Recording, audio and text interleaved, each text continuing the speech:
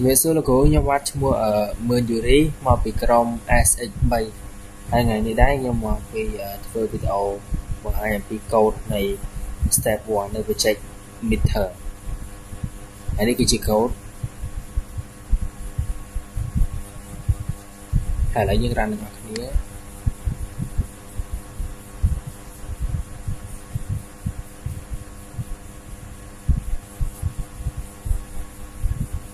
choose your product 1 enter